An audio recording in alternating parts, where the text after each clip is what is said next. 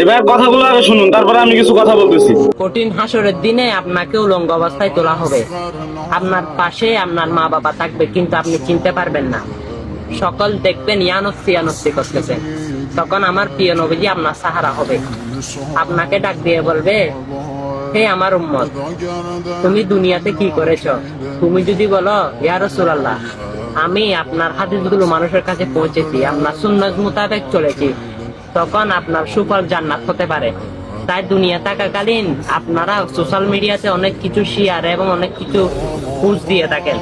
ভালো জিনিস পোস্ট দেওয়ার চেষ্টা করুন, ভালো কিছু শেয়ার করার চেষ্টা করুন, আর রসুলের সুন্নাহগুলো মানুষের কাছে পৌঁছে দিন। আমার প্রিয় নবীজি বলেছেন যে আমার হাদিসগুলো মানুষের কাছে পৌঁছালো, সেই আমার সাথে জান্নাতে থাকবে। আপনি কি জান্নাতে থাকতে চান? তাহলে হাদিসগুলো বেশি বেশি, ইসলামিক পোস্টগুলো মানুষের কাছে পৌঁছান। আমিন। আসলে ভাই আপনি একটা সেই বয়স দিচ্ছেন, আর আপনার কথাগুলো আমার খুব ভালো লাগে। So love you.